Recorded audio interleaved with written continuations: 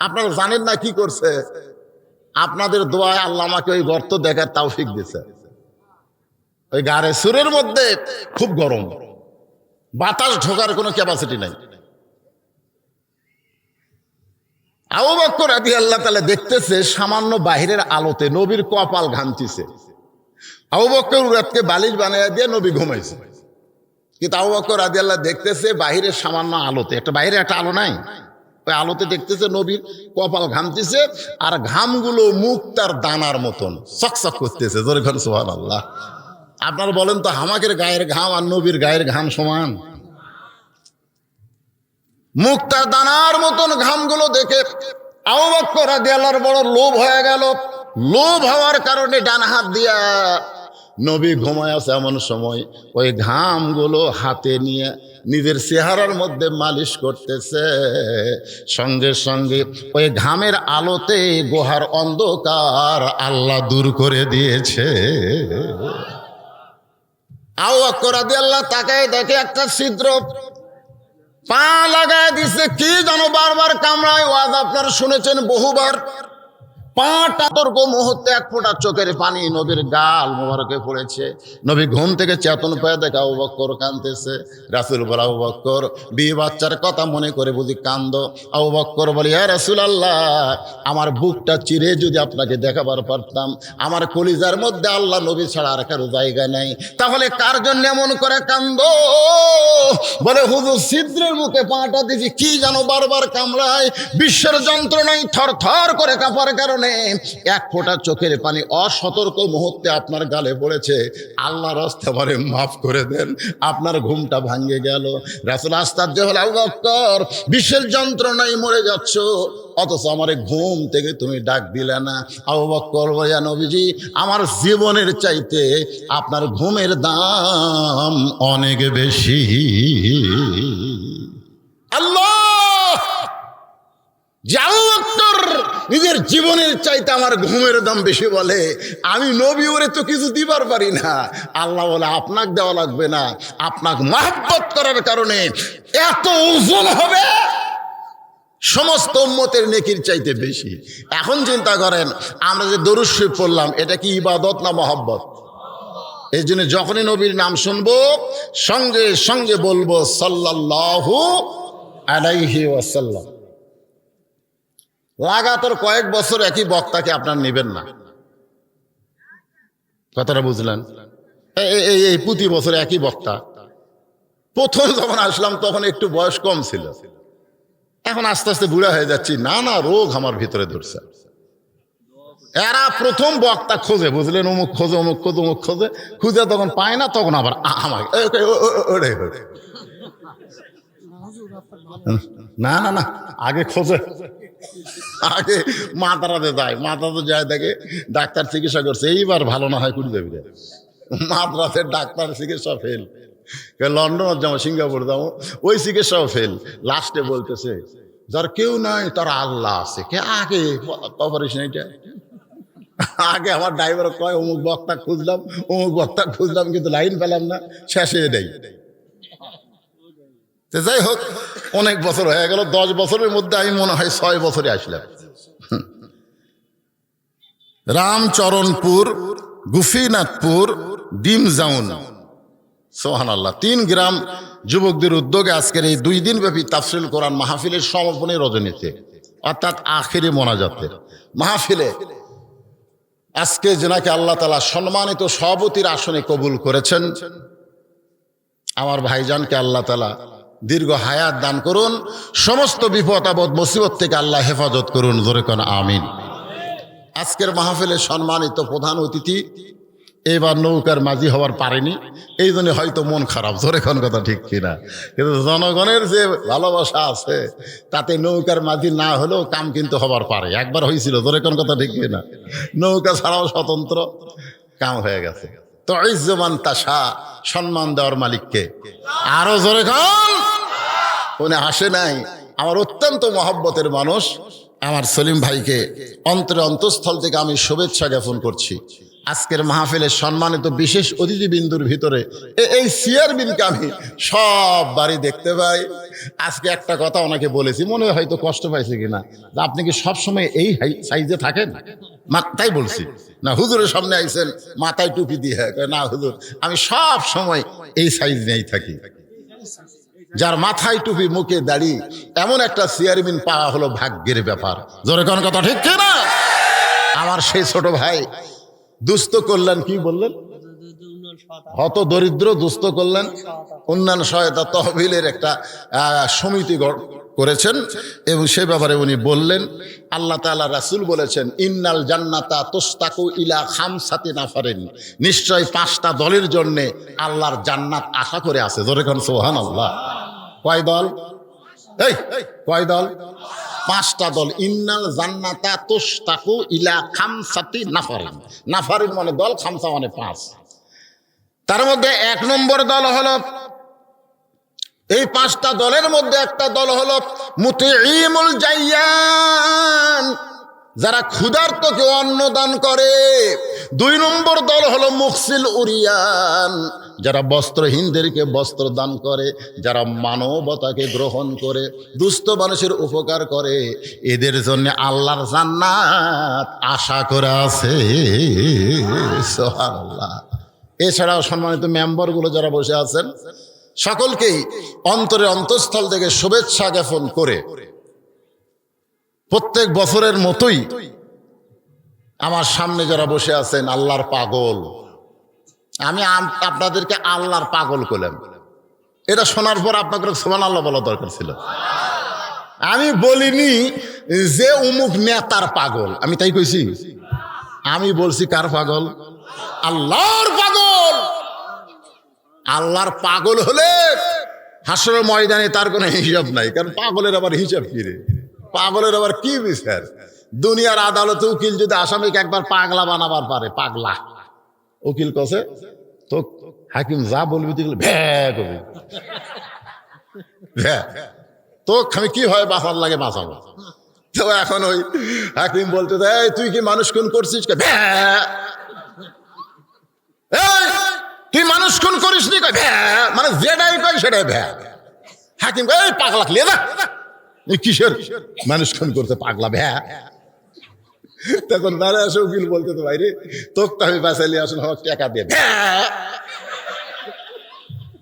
উকিল কয় পাগলা, এটা হাকিমের সামনে না, আমি উকিল কয় ভ্যা।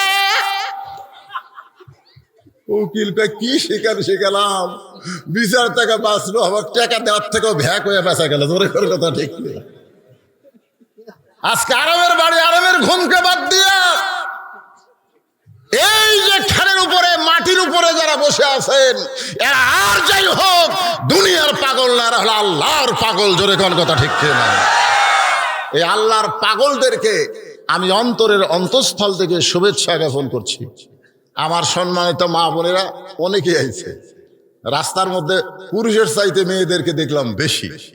পর্দার অন্তরালে আমার মা বোনেরা যারা বসে আছেন আমি আমার অন্তরের অন্তঃস্থল থেকে আপনাদেরকে শুভেচ্ছা জ্ঞাপন করে এই মুহূর্তে প্রতিবারের মতো জানতে চাচ্ছি আপনারা সকলে কেমন আছেন? আলহামদুলিল্লাহ রব্বিল আলামিন। বর্তমানে অনেক জায়গায় মাহফিল হচ্ছে না, সামনে নির্বাচন, ঠিক কিনা বলেন? তারপরও আপনাদের এখানে যে মাহফিল হচ্ছে এজন্য আমরা প্রশাসন ভাইদেরকেও ধন্যবাদ জানাই, যারা মাহফিল করার মতন পরিবেশ আপনাদেরকে দিয়েছে, এখানে কোনো বাধা দেয়নি। তাদের জন্য দোয়া করার দরকার আছে না নাই? আমরা তাদের জন্য দোয়া করি। সবাই আল্লাহর দরবারে শুকরিয়া তান বলি, রব্বানা লাকাল হামদ হামদান কাসীরান তাইয়িবান মুবারাকান ফীহি। আলাম তারা, আপনি কি দেখেননি? রাসূলকে বলতেছে কে? আল্লাহ। আলাম তারা, আপনি কি দেখেননি? কাইফা ফাআলা রব্বুকা বিআসহাবিল ফিল, ওই হস্তি বাহিনীর অবস্থা কি আপনি দেখেননি? আল্লাহ রাসূল বলে, আল্লাহ যখন বাদশাহ আব্রাহা বাদশাহ কাবাঘর ধ্বংস করবার আইছিল তখন আমি কোথায় ছিলাম? আপনি যে আমাকে দেখার কথা বলতেছেন, আমি তখন কোথায় ছিলাম? আল্লাহ কয় আপনার তখন জন্মই হয়নি। যেরকম কি হয়নি? কথা কন, জন্মই হয়নি। তাহলে জন্মই হয়নি মানে ওই ঘটনার 5 বছর পরে রাসূল দুনিয়াতে এসেছেন। তাহলে 5 বছর পরে যেই নবী দুনিয়াতে আসলো, আর সেই নবীকে আল্লাহ বলতেছে আলাম তারা, আপনি কি দেখেননি? এই কথা বলার পিছনে মারেফত কি? এইটা আপনাদের বোঝা লাগবে, বোঝার দরকার আছে না নাই? ওমর ফারুকের মতন ব্যক্তি ওয়াজ করতেছে, সাহাবীরা পাগলের মতন ওয়াজ শুনতেছে। ইতিমধ্যে পিছন দিক থেকে সাহাবী বলতেছে, আমিরুল মুমিনিন, আপনার ওয়াজ তো ভালো লাগতেছে না, আমি একটু ওয়াজ করবার চাই। সমস্ত সাহাবীরা শ্রম করছে। আল্লাহ রাসূল বলেছেন, আমার পরে কেউ যদি নবী হতো লাউ কানা উমর। আল্লাহ কোরআনে বলেছেন, মা কানা মুহাম্মাদুন আবা আহাদিম মির রিজালিকুম ওয়ালাকিন রাসূলুল্লাহি ওয়া খাতামান নাবিয়্যিন।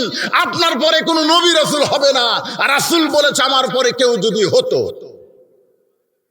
বোঝা দরকার, জোরে কোন কথা ঠিক কি না? আল্লাহ বলেছে হবে না, রাসূল বলেছে কেউ যদি হতো। হবেই না তো, তারপর হতো কি? রাসূল বললেন নবুয়তের দরজা বন্ধ হয়ে গেছে, কিন্তু যদি দরজা খোলা থাকতো উমরকে আল্লাহ নবী বানায় দিত। জোরে কান সুবহানাল্লাহ। সেই উমরের মতন বক্তা ওয়াজ করে, আর সাধারণ পাহাড়ি এলাকার এক সাহাবী বলতে, হুজুর আপনার ওয়াজ আমার ভালো লাগতেছে না, আমি ওয়াজ করবার চাই। ওমর ফারুক তখন শুধু বক্তাই ছিলেন না, তিনি অর্ধ পৃথিবীর খলিফা ছিলেন। সুবহানাল্লাহ বলেন না কেন? আজকে এমপি সাহেব বক্তব্য দিচ্ছে আর আমি বদরুল রশিদ বক্তব্য দিচ্ছি। আমার বক্তব্য যদি আপনার হুজুর আপনার ওয়াজ আমরা শুনবো না, আমার মনোজাত করা ছাড়া বুদ্ধি নাই। জোরে কোন কথা ঠিক কিনা? আর এমপি সাহেব যদি বলেন, এমপি সাহেব আপনার ভাষণ আমরা শুনবো না, এমপি বলবে, এই পুলিশ তোরা কি ঘাস কাটতিস? কে কল রে? এই কে কইলো আমার ওয়াজ শুনবে না? ধর। কারণ খালি এমপি বক্তা না, সংসদ আসনে তার হাতে একটা ক্ষমতাও আছে। জোরে কোন কথা ঠিক কিনা? উমর ফারুক শুধু বক্তা নয়, অর্ধ পৃথিবীর খলিফা, বাংলাদেশের মতন ৯৬টা দেশের খলিফা। জোরে কোন সুবহানাল্লাহ। সঙ্গে সঙ্গে হযরত ওমর জোড়হাত করে বললেন, আমার ওয়াজ যদি আপনাকে ভালো না লাগে আর আপনি যদি ওয়াজ করতে চান, আমি ওমরের কোনো আপত্তি, কারণ বাক স্বাধীনতা আছে না নাই? খালি তোমরাই বলবা, আমাকে বলা চলবি না। তোমরা টেজে এসে রাজনীতির নামে বহু কথা বলবা, কিন্তু আমরা যদি কোরআনের একটু নীতির কথা কই, তখন সাইড থেকে বলবে হুজুর আবার। তার মানে কি তোমরা বলো আমরা শুনবো? যেরকম ঠিক কিনা? আপনি বলেন তো, বাংলাদেশে কোনো নেতা বক্তব্য দেওয়ার সময় কোনো বক্তা বাধা দিছে? কথা কন না কেন? কথা কন না কেন? বাংলাদেশে কোনো নেতা বক্তব্য দিচ্ছে আর ওই বক্তব্যের সময় কোনো বক্তা বাধা দিছে? কিন্তু অনেক বক্তা ওয়াজ করার সময় নেতারা বাধা দিছে। ইউটিউব খুলে দেখেন। জোরে কোন কথা ঠিক কিনা? হ্যাঁ, তো বক্তারা তোমাদের বাধা দেয় না, তোমরা বক্তা করে বাধা দাও কেন? তার মানে তোমরা মনে করছো মোল্লার দৌড় মসজিদ পর্যন্ত। একটা মৌলবি যদি খুব বেশি যায় মসজিদ পর্যন্ত যাবে, মসজিদের বাইরে মৌলবির কোনো ক্ষমতা নাই। অথচ অর্ধ পৃথিবীর খলিফা হযরত ওমর যখন ছিলেন খলিফা, তখন তার মাথার টুপি ছিল, মুখের দাড়ি ছিল, পরনে জুব্বা ছিল। অনেক আমাকে বলে, হুজুর এই ঘাগরা জুব্বা নিয়ে পেশাব করবার গেলে আপনার সমস্যা হয় না? আমি বললাম কেমনে ভাই? বলে সামনে তুললে পিছনে যদি পড়ে যায়। তোমাদের খবর কি? বলে হুজুর আমাদের খবর খালি চেন খুলে আর মারি। আমাকে বলে হুজুর সবসময় টুপি মাথাতে থাকেন, আপনার মাথা গরম হয় না? আমি বললাম গরম হওয়ার চিহ্ন কি? তুমি বলো তো বাংলাদেশে কয় টুপি মাথার দেনেওয়ালা বউ তালাক দিছে? কারণ মাথা গরম হলে বউ তালাক তার বেশি হয়। জোরে কোন কথা ঠিক কিনা? তুমি বলো মাথার টুপি দেওয়া কয়টা হুজুর বউ তালাক দিছে, আর যারকে মাথার টুপি নাই তারা কত দিছে? আমার জীবনে কোন টুপিওয়ালা বউ তালাক দেওয়া দেখিনি। তাহলে কার মাথা গরম? টুপি আলা না টুপি ছাড়া? ফাজলামি করো, ফাজলামি করার জায়গা পাও না। মাথা টুপি, মুখে দাড়ি, পরনে জুব্বা নিয়ে হযরত ওমর অর্ধ পৃথিবীর খলিফা। নেতা কারে কয়? জোরহাত করে বলতেছেন আসো আসো। সমস্ত সাহাবী মাঝখানে রাস্তা করে দিয়েছে। এবার ওই পাহাড় এলাকার সাহাবী ওমর ফারুকের সামনে এসেছে। ওমর ফারুক আস্তে করে চেয়ার থেকে নেমে শ্রোতার আসনে বসে গেছে। কারণ বক্তা চেয়ারে বসবে, বক্তা থাকবে উঁচু জায়গায়, বরং বক্তার চেহারা দেখলে আল্লাহ জীবনের সগীরা গুনাহ মাফ করে দেয়।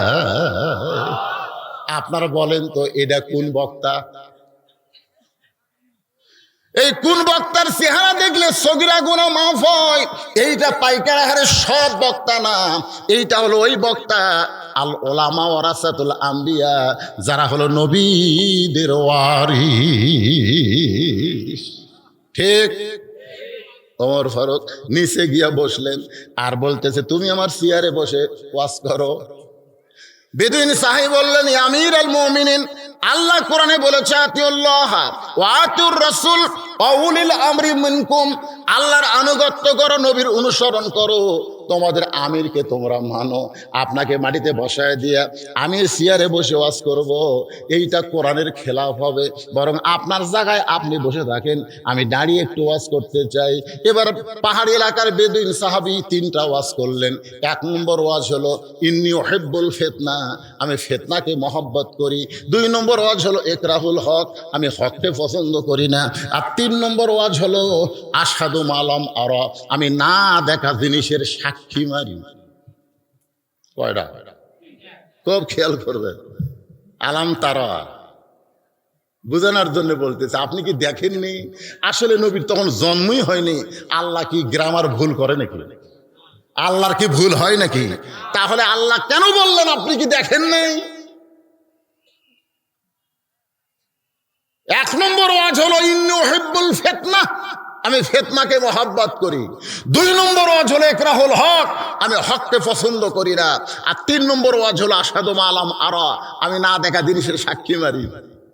৭১ জন্ম নিয়ে ৭০ সাক্ষী দেয়, এরকম আছে না নাই? ধরে কেন আছে না? কেবারে তোর কি ওই সময় জন্ম হয়েছিল? মায়ের পেটত আসলাম। তুই কেমনি সাক্ষী দে? ভাই মায়ের মুখে শুনেছি, মায়ের মুখে শোনা কথা ও এখন আদালতে গিয়ে সাক্ষী দেয়। আশহাদু মা লাম আরা, না দেখা জিনিসের সাক্ষী বাড়ি। প্রথম ওয়াজ হলো আমি ফিতনাকে মহব্বত করি। আপনারা বলেন তো ফিতনাকে মহব্বত করা জায়েজ না হারাম? জোরে কোন। আল ফিতনা তো আশাদ্দু মিনাল কতল, ফিতনা হলো কতলের চাইতেও মারাত্মক। বর্তমানে বাংলাদেশে ফিতনা কম না বেশি? একদল ক্ষমতায় যাবার চাই, আর একদল টাইনিয়া নামাবার চাই। জোরে কথা ঠিক কিনা? এই নিয়ে সাধারণ মানুষ পড়ছে বেকায়দায়। আগামীকাল আমার মাহফিল আছে ময়মনসিংহ মুক্তাগা চাই, ওরা খালি বলতেছে হুজুর আগামীকাল নাকি অবরোধ, আপনার খবর কি? তাই গাড়ি ভাঙবো নাকি? তার মানে বোঝা গেল লক্ষ লক্ষ টাকা খরচ করে তারাও বিপদে পড়ছে, আমি বক্তাও বিপদে পড়লাম। কারণ কি? একজন থাকবে ক্ষমতায় আর একজন নামাবার চাই। জোরে কোন কথা ঠিক কিনা? এটা কি রহমত না ফিতনা? আরো জোরে বলেন। আল ফিতনা তো আশাদ্দু মিনাল জিনা, ফিতনা হলো জিনার চাইতেও মারাত্মক গুনাহ। আর লোকটা বলতেছে আমি ফিতনাকে মহব্বত করি, যেই ফিতনা জিনার চাইতেও গুনাহ তাকে মহব্বত করে। দুই নম্বর ওয়াজ করতেছে ইকরাহুল হক, আমি হককে পছন্দ করি না। অথচ আল্লাহ কোরআনে বলেছেন ওয়াতাওয়াসাউ বিল হক, হক কথা বলা লাগবে। যদিও তোমাকে ফাঁসির দড়ি মৃত্যুর দুয়ারে যেতে হয়, এরপরেও বাতিলের সঙ্গে আপোষ করা যাবে না। হক কথা বলতেই হবে, হক পথে চলতেই হবে। জোরে কোন কথা ঠিক কিনা? কুল জাল হক ওয়া যাহাকাল বাতিল ইন্নাল বাতিলা কানা যাহুকা, এই কথা কার? আর লোকটা বলতেছে আমি হককে পছন্দ করি না। তিন নম্বর ওয়াজ করেছে আশহাদু মা লাম আরা, আমি না দেখা জিনিসের সাক্ষী বাড়ি। ওমর ফারুক বলতেছে ভাই জান তুমি ওয়াজের নামে ব্যাক ওয়াজ করতেছো, এগুলো ওয়াজ হলো? এখন কেউ যদি বলে আগে করো রে মন আখেরের কাজ, ধ্যান যোগে হয় দিলের নামাজ, ও তোমার পাঞ্জে গানা নামাজ পড়া লাগবি না। আপনারা কিছুই কর না পারে, সুবহানাল্লাহ কবেন না নাউজুবিল্লাহ কবেন? যারা নামাজ পড়ে না এর কি পক্ষে বললো? আগে করো মরের মন আখেরের কাজ, ধ্যান যোগ হয়ে দিলে নামাজ, ও তোমার পাঞ্জে গানা নামাজ পড়া লাগবে না। ওরে শরীয়তের বওলানা, চোখ দুইটা করছা কানা, মনের পর্দা বড় পর্দা তোমরা খুঁজে পাইলা না, তেতুল হুজুর বুঝলো না। আচ্ছা, মনের পর্দা বড় পর্দা, বাংলাদেশে এরকম কিছু মানবতা দরদি নারী আছে না নাই? দরকার আছে না নাই? আমার শরীর আমার সিদ্ধান্ত। ঢাকা ভার্সিটির আঙ্গিনাই পর্যন্ত বলেছে এরকম একটা ব্লাউজ নাই, খালি গায়ে শাড়ি পরে একেবারে বগল টগল বার করে বলতেছে আমার শরীর আমার সিদ্ধান্ত। আল্লাহ কোরআনে বলেছে অকরনা ফি বুয়ুতিকুন্না ওয়ালা তাবাররুজনা তাবাররুজাল জাহিলিয়াতিল উলা। এ কথা কি বক্তার না আল্লাহ? জোরে বলতে হবে, আল্লাহর ব্যাপারে কোনো ছাড় আছে? জোরে বলেন, বক্তার না আল্লাহর। ওমর ফারুক বললেন ওয়াজ পাল্টাও। বেদুইন সাহাবী বলতেছে আপনারা বুঝবার পারেন নাই। আমি ঠিক কথাই বলেছি, আপনারা বুঝতে পারেন নাই। সমস্ত সাহাবীরা রক্তের মতন চোখ করে ওই বেদুইন সাহাবীর দিকে তাকায় আছে। খালি ওমর ফারুক না থাকলে এতক্ষণ হাউড়া গুঁড়া হতো। ওমর ফারুক দেখলেন এই জনরোষ থেকে বাঁচানোর জন্য একে কারাগারে হেফাজতে নেওয়া দরকার। যেরকম এক নেতা বলতেছে যে আমরা কিছু নেতাদেরকে ধরতেছি হেফাজতের জন্য। জোরে কোন কিসের জন্য? হেফাজতের জন্য ধরতেছি। কারণ বাইরে থাকলে এটা করবি এটা করবি, সমস্ত কর্মীরা এসে চাপ দিবি, হাত ফেল করে মারা যাবি, দরকার নাই, জেলের মধ্যে থুসি আরামে আছে। জোরে কোন কথা ঠিক কিনা? আসলে আমিও তো গেছিলাম, যাই দেখছি ভাই ওর মধ্যে আসলে আরাম, কোনো টেনশন নাই। বেড়া থাকলে কল করতেছে, ওই দাওয়াত দিবি, ওই বলছে যে হুজুর অমুক গ্রামে লিছেন, আমাকে না আসলে কিন্তু গাড়ি ভাঙবো। কত টেনশন বাইরে থেকে, ভিতরে গেছি নো টেনশন। এই জন্যই তো রাসূল বলেছে আর দুনিয়া ও সিজনুল মুমিনিন, দুনিয়া হচ্ছে মুমিনদের জন্য জেলখানা। জেলখানা থাকো আরামে থাকবে, 3 সন্ধ্যা খাবার ফেলা, আরামসে কোরআন শরীফ পড়বা, নামাজ পড়বা, জিকির করবা। জোরে কোন কথা ঠিক কথা কর না কেন? সমস্ত সাহাবীদের চক্ষুটা লাল হয়ে গেছে। জনরোষ থেকে বাঁচানোর জন্য ওই সাহাবীকে হযরত ওমর জেলখানায় বন্দি করছে। জেলখানায় বন্দি করছে। এশার নামাজের পরে হযরত ওমর বাড়িতে আইছে। আল্লাহর নবী বলেছেন এশার নামাজের পরে তোমরা বাহিরে গল্প করো না, বরং তোমরা ঘুমায় যাবে। কারণ ফজরের আগে একটা নামাজ আছে, ফজরের আগে একটা নামাজ আছে। সে নামাজের কথা আল্লাহ কোরআনে বলেছেন অমিনাল লাইলি ফাতাহাজ্জাত বিহি নাফিলাতাল লাক, আছে না নাই? এরপরে ফজরের জামাত তোমাদেরকে আদায় করা লাগবে। আমি নওগাঁ মহাদেবপুরে বহু ওয়াজ করেছি, কিন্তু আপনাদের রামচরণপুরের মতো এরকম ওয়াজ আমি কোথাও পাইনি। একেবারে এরা তুলে দেয় 9টায়, 11টা 11:30টার মধ্যে ওয়াজ শেষ করে, 12টার মধ্যে মানুষ ঘুমায় যায়। ফজরের জামাত পড়তে কোনো সমস্যা হয়? এজরে কোন সমস্যা হয়? আমি কয়েক বছর হলে দেখতেছি এই সিস্টেমটা খুব ভালো। এশার নামাজ পড়ার পরে হযরত ওমর বাড়িতে গেছেন। বাড়িতে যাওয়ার পরে দেখে ওমর ফারুকের স্ত্রী দস্তরখানার উপরে খাবার দিয়ে আসে। ওমর ফারুকের স্ত্রী একটা স্বভাব হলো স্বামীকে খাবার দিয়ে একটু দূরে দাঁড়িয়ে থাকা। এই দূরে দাঁড়িয়ে থাকার কারণ কি জানেন? ওমর ফারুক খাবার পরে দোয়া করে। খাবার যেই শেষ হয় তখন দোয়া করে, আল্লাহ যে বউটা আমাকে কষ্ট করে রুটি হালুয়া তৈরি করে দিছে, এই বউটারে তুমি জান্নাত দিও। আল্লাহ খালি এই কয় না রে, আল্লাহ আমি জান্নাতে হুর গেলমান চাই না, আমার বউকে নিয়েই আমি ওমর জান্নাতে থাকতে চাই। আপনারা বলেন এই দোয়াটা যে বউ শুনবে সেই বউটা খুশি হবে না বেজার হবে? আপনি কোনোদিন করছেন? আল্লাহ রাসূল খাবার বসা থেকে এক তরকারির মধ্যে লবণও হয়নি, ঝালও বেশি। রাসূল বলতেছে তরকারি আমাকে একলাই দাও, এত স্বাদ লাগতেছে, এটা এখন কাউকে দেবো না। রাসূল একলাই খাইছে। মা আয়েশা বলতেছে হুজুর আরো তরকারি আছে, আপনি একটাই খেলেন, এটা এত স্বাদ। সামান্য একটু লাগে আছে। পরে মা আয়েশা মুখে উরি বাবা রে। আয়েশা বললেন হুজুর লবণও বেশি ঝালও বেশি, আপনি খাইলেন কেমনে? বলে আমি ছাড়া অন্য কেউ খাইলে তোমার দোষ হতো, তোমার দুর্নাম হতো, এই জন্য আমি হজম করছি। জোরে কর সুবহানাল্লাহ। আর আমরা যাইয়া প্রথমেই ভুল, এই ফকুনির বেটে, এই মাছ কিনা দিয়ে স্বাদ হয় না কেন, এই বউ খালি মনে মনে কই শালা মরলি ভালো। জোরে কর কথা ঠিক কিনা? বউয়ের সঙ্গে ভালো ব্যবহার করে না। অনেক স্বামী আছে আবার নামাজের পরে দোয়া করে, আল্লাহুম্মা ইন্না নাসআলুকাল জান্নাতা ওয়া নাউযু বিকা মিনান নার। আল্লাহ তুমি আমাকে জান্নাত দিও, জান্নাতে একটা হুর দিও। বউ কান ফেলা শোনে, কে রে জান্নাত দিও, জান্নাত আবার হুর কি রে? মনাজার শেষ হলে স্বামীকে বলে, স্বামী গো আপনি যে হুর চাইলেন, হুর কি? বলে হুর হলো সুন্দরী, তোর মতন ব্যাস হাইজা না। দুনিয়াতে ঠকছি মরার পর আর ঠকবো না। বউ মনে মনে চিন্তা করে, কারেন্ট গেলে আমি বাতাস করি, ফাটা পাওত আমি ভ্যাজলিন দিয়া দেই, আর ই হুর চাই, আমার চাই না।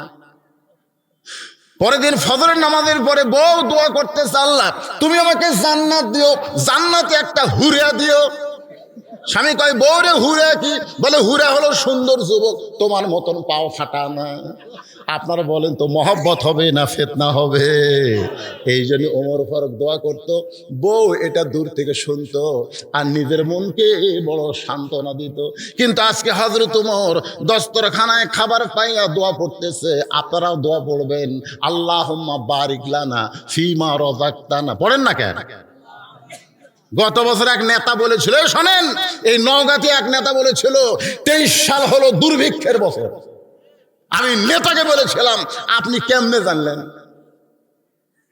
যে দেশে আসমান দিয়ে পাখি উড়ে যাওয়ার সময় পায়খানা করলে সেই পায়খানা মাটির পড়ে 7 দিন পর একটা গাছ হয়, পাখির পায়খানা থেকে একটা গাছ হয়, সেই দেশে কোনোদিন দুর্ভিক্ষ হবে না, কারণ রিজিক দেওয়ার মালিক হচ্ছে আমার আল্লাহ। জোরে কোন কথা কন না, কথা কন না।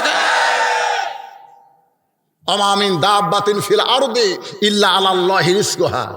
পৃথিবীতে এমন কোন বিচরণশীল প্রাণী নাই যার রিজিকের ব্যবস্থা আল্লাহ করেনি। আগামী দেখতাম 10 টাকা 20 টাকা বের করাই আমাকে কঠিন ছিল। জোরে কোন কথা ঠিক কিনা? এখন বাজারে যায় দেখেন খালি 500 টাকা 500 টাকা, 1 কেজি বাগুলে 500 টাকা। এই শালা হাজরা খাটায় খায়, ওই 500 টাকা বের করছে। বাগুন আল্লাহ কয়, ভাই 1 কেজি বাগুলে 500 ছাড়া আমার কাছে কোনো টাকা নেই। তার মানে কি হলো? জিনিস পড়ে দাম বাড়লে তো ক্ষতি নাই, টাকা যদি পকেট ভরা থাকে। জোরে কথা কর না কেন, কথা কর না, কথা কর না। টাকা নেই, চোখ মারলে কয় টাকা লাগবে রে? কয় গাড়ি টাকা লাগবে রে? ভাইজান খুব খেয়াল করবেন রিজিকের মালিককে। এই জন্য খাবার বসার সময় দোয়া পড়বেন, আল্লাহুম্মা বারিক লানা ফিমা রাযাকতানা ওয়া কিনা আযাবান নার। এই দোয়াটা পড়ে বিসমিল্লাহ বারাকাতিল্লাহ বলে হযরত ওমর রুটির হালুয়া যখন মুখে দিবার যাবে, এমন সময় বিবেক বলতেছে, ওমর তোমারে ক্ষুধা লাগতেছে আর তুমি খাইতেছো, কিন্তু যাকে কারাগারে বন্দি করছো সে খাইছে কিনা একটাবার খবর নিছো? কি বুঝতেছেন? ওমর তোমাকে ক্ষুধা লাগতেছে আর তুমি খাইতেছো, কিন্তু যাকে কারাগারে বন্দি করছো সে খাইছে কিনা একবার খবর নিছো? সঙ্গে সঙ্গে হযরত ওমর খাবার বন্ধ করে দিয়া ওই রুটি আর হালুয়া টোপলা করে বেদুইন সাহাবী কারাগারে দরজায় গিয়ে বলতে, ভাইজান এই দেখো তোমার জন্য খাবার আনছি। বেদুইন সাহাবী মুস্কি মুস্কি হাসে। আল্লাহর কোরআন দিয়ে যখন রাষ্ট্র চলবে তখন নেতা খাওয়ার আগে কয়েদি খাবার আগে পাবে। লিল্লাহি তাকবীর। আল্লাহর কোরআন দিয়ে যখন বাংলাদেশ চলবে, নেতারা খাবে না, নেতা খাওয়ার আগে সাধারণ মানুষ পাবে। জোরে কথা কন না কেন, কথা কন না কেন? কারণ নেতাদেরকে জবাবদিহি করতে হবে ভাইজান। এই যে চেয়ারম্যান সাহেব বসে আছে এখানে, যারা ভোট দিচ্ছেন, যদি অকাম বদকাম সব চুরি করে খায়, উনি কিন্তু একলা পাপি হবি না। হাসরের ময়দানে দেখবেন আপনার আমল নামার মধ্যে 3 বস্তা সিমেন্ট চোর, আপনার আমল নামার মধ্যে আছে 1 টন রড।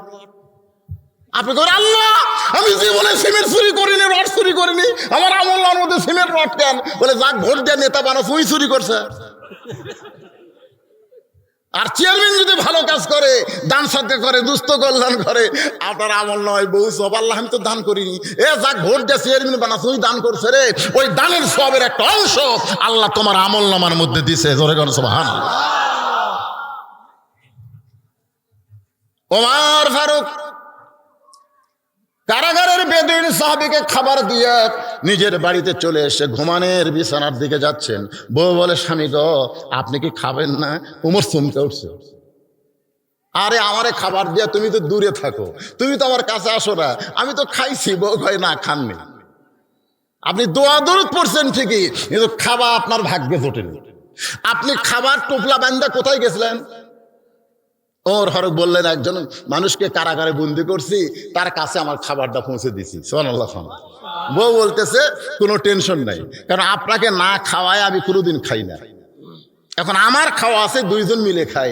রাসূল বলেছেন, তোমরা একজনের খাবার তিনজনও খাইতে পারো, যদি খাবার কম হয় কম করে খাবে, 3 গিলাস পানি বেশি খাবে, পানি বেশি খাবে, খাবার কম খাবে। তোমার কোনোদিন বুকের চাইতে পেট বড় হবি না, কারণ পানি পেশাব হয়ে বের হয়ে যাবি। জোরে কোন কথা ঠিক কিনা? এটা ভুঁড়ির জমবি না।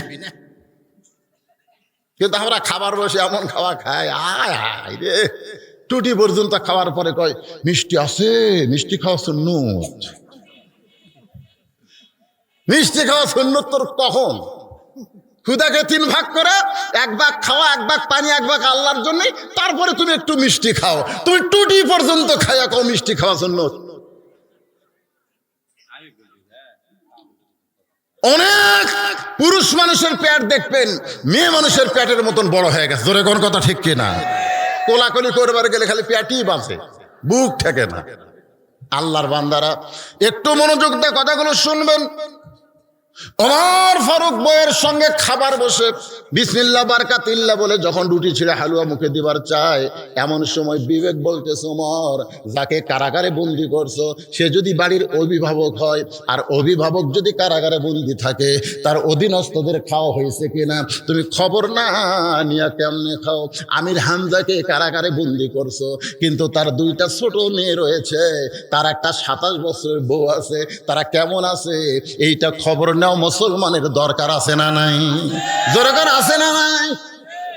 যাকে বন্দি করছো ওমর, সে যদি বাড়ির কর্তা হয়, আর কর্তা যদি জেলখানাত বন্দি থাকে, তার পরিবারের খবর না নিয়ে তুমি কেমনে খাও? ওমরের হাত থেকে রুটি পড়ে যায়, হালুয়া পড়ে যায়। বউ বলে, আপনি কি খাবেন না? স্বামী ওমর বলতেছে, বিবি রে, যাকে বন্দি করেছি তার কাছে আমার খাবার না হয় পৌঁছে দিলাম, কিন্তু তার পরিবারের খবর না নিয়ে আমি কেমনে খাই?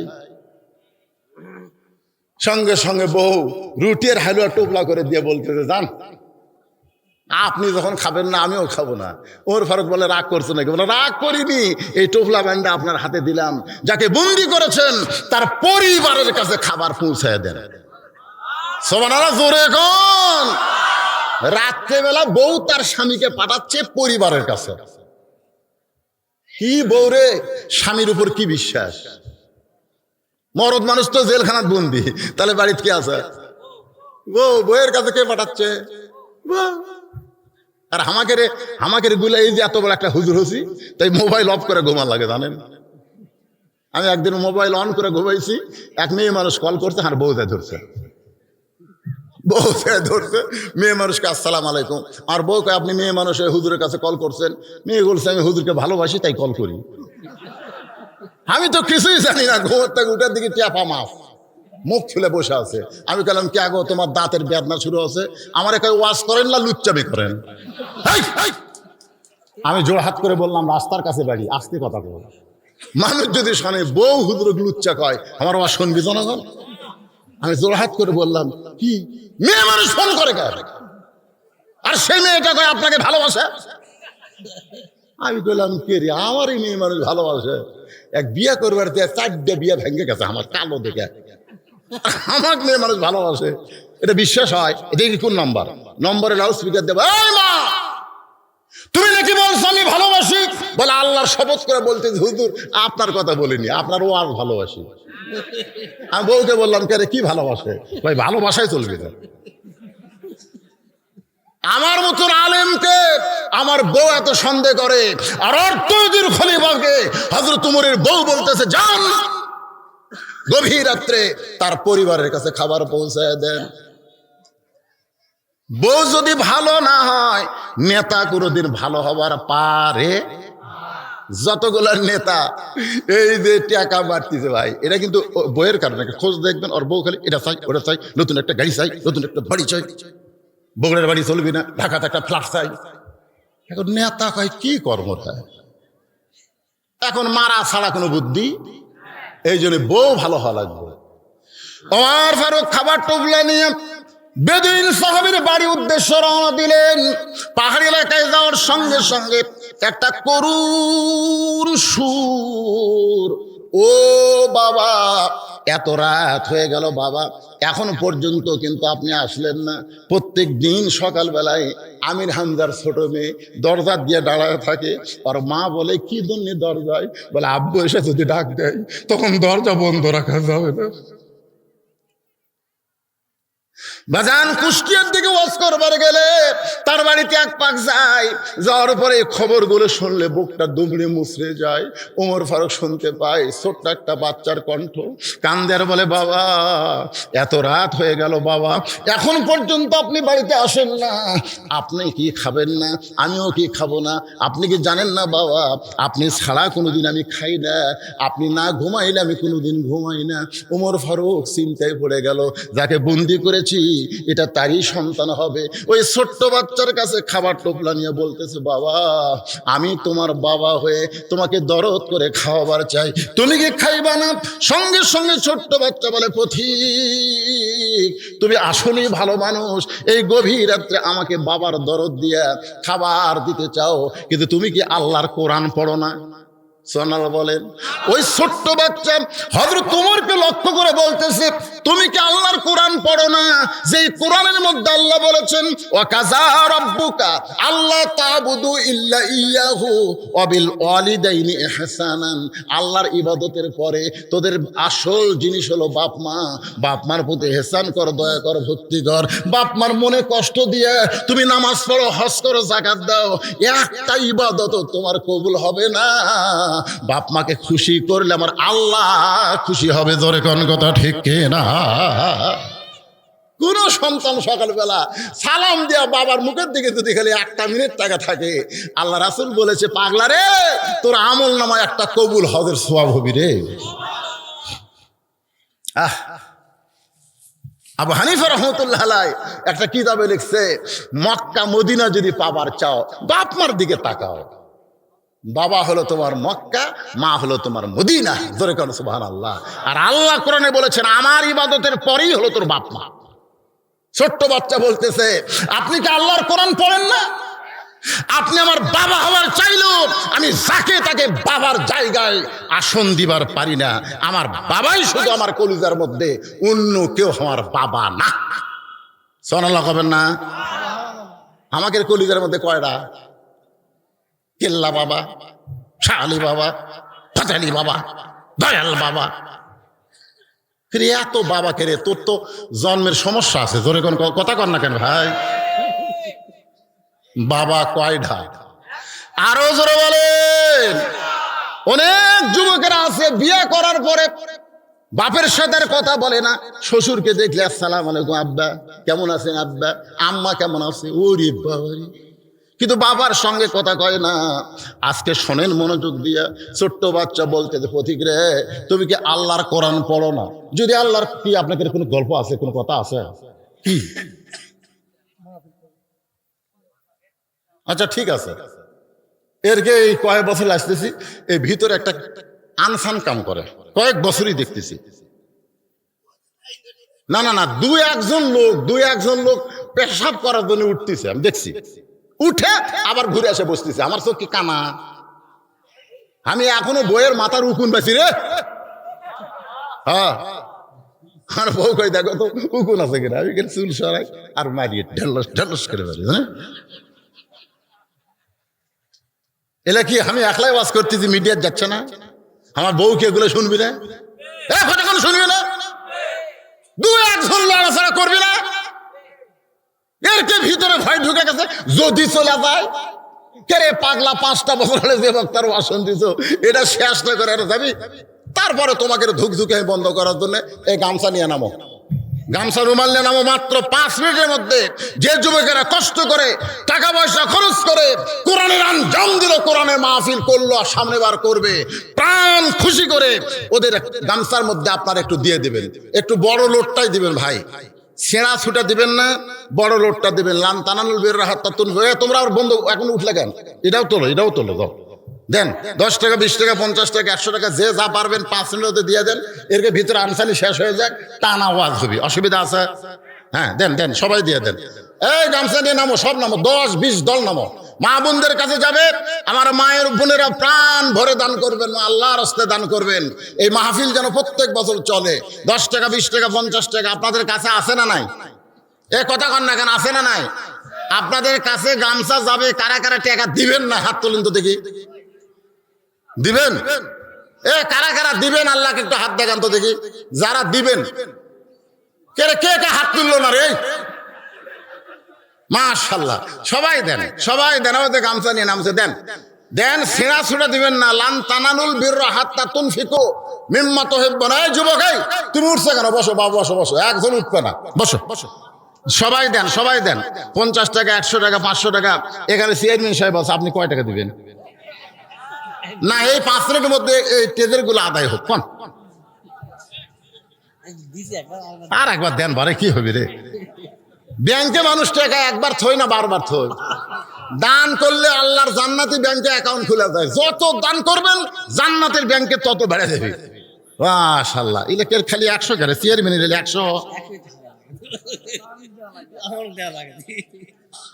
আগে দিছেন, আগে দিছেন। ও এরা আবার কুড়ি তুলতে চায়। ওরে বাবা রে, ওই ভালো ভালো দামি গাড়ির টিকিট কিন্তু বাসের মধ্যে পাওয়া যায় না, এটা কাউন্টারে আদায় হয়। জোরে কোন কথা। যত ভালো ভালো বাস আছে আপনার বলেন তো, বাসের মধ্যে কোনো টিকিট হয়? কোন জায়গার টিকিট হয়? কাউন্টারে। এরা কাউন্টারে কাম সারে দিছে। আমি আবার ভাই মন খারাপ করছেন তো মেম্বার সাহেব, মন যদি খারাপ না করেন আপনি দেন 500 দেন ভাই, দেন। কাউন্টারে দিয়েছেন, আর একবার সামনে চেয়ারম্যান দিয়েছে, দেখি আপনারাও দেন। দেন পরে যাদেরকে আল্লাহ সম্মান দিল, মেম্বার চেয়ারম্যান বানালো, তাদের একটা দাম আছে না নাই? জোরখান আছে না নাই? দেন। এই মেম্বার সাহেব আল্লাহ জান্না, মাশাআল্লাহ মাশাআল্লাহ। এই এই ও যাক দিছে তো, তাও দাও বাবা। ওই সাইডের টাকা আছে রে, কিন্তু কোনটা দিবি? আপনি যে চেয়ারম্যানের উপর দিলেন, ও এটা আপনার ওয়ার্ড, তাহলে আর 200 টাকা দিলে 1000 টাকা হয়। এটা একটা ব্যাস হয়ে যায়। কি হয়? 800 সবাই কবে 800 দিল কে রাত? কাউন্টারে টিকিট কাটার পরেও আবার বাসের মধ্যে 1000 টাকা দান করলো এই ওয়ার্ডের মেম্বার সাহেব। আল্লাহ তার দানকে কবুল করুক। জোরে কোন আল্লাহুম্মা আমিন। এরে যুবকের আদায় কি শেষ? আদায় শেষ? সোনার বাংলাদেশ হ্যাঁ হয়ে গেছে। ফাঁকা ফাঁকা ফাঁকা ফাঁকা জায়গাগুলো পুরা করে আপনার সামনে আছেন, পিছনে যারা দাঁড়ায় আছে ওরা একটু বসার জায়গা পাক। আসেন, জিকির করেন, সামনে আসেন, আর কোন টেনশন নেই। টানা আলোচনা হবে। লা ইলাহা ইল্লাল্লাহ, লা ইলাহা ইল্লাল্লাহ, লা ইলাহা, লা ইলাহা ইল্লাল্লাহু মুহাম্মাদুর রাসূলুল্লাহ সাল্লাল্লাহু আলাইহি ওয়াসাল্লাম। কোন কথা বলতেছিলাম মনে আছে আপনাদের? হ্যাঁ মনে আছে। একটু মনোযোগ দিয়ে শোনেন। ছোট্ট বাচ্চা হযরত ওমরকে বলতেছে, আপনি কি আল্লাহর কোরআন পড়েন তবে আপনি ভালো মানুষ? সুবহানাল্লাহ।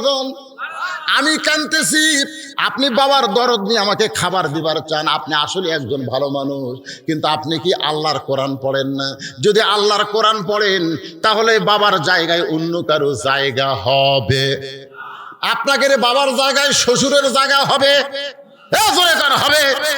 বাবার জায়গায় অন্য কারো জায়গা হবে না, মায়ের জায়গায় অন্য কারো জায়গা হবে না। জোরে কোন কথা ঠিক কিনা?